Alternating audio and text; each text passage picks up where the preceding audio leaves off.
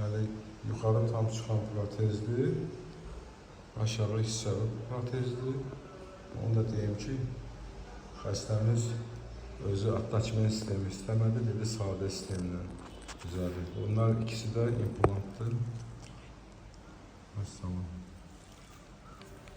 Bir dəqiqə.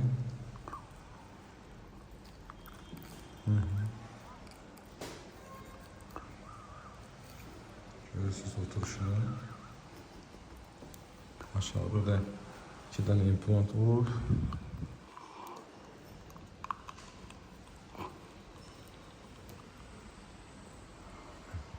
Korkma. Aç koy. Bağlayın ağzı. Bu kapanışı.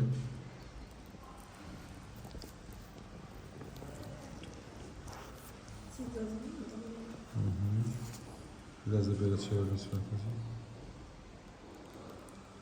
O tarafa. Götürün.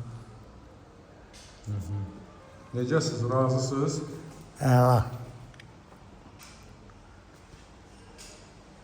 Bağlayın. Açın. Heç nə incitmir ki sizi. Xeyr. Balaca burada yüngül var, qabaq dişlərdə uzunluq var. Orada protez 3-4 gündən sonra gələrsiniz. Ola bilsin oturacaq. Oturmasa yüngül var götürəcək. Bağlayın ağzı. Əssalam. Xeyirliklə, can sağ olun. Çok sağ olun. Allah can sağ olun.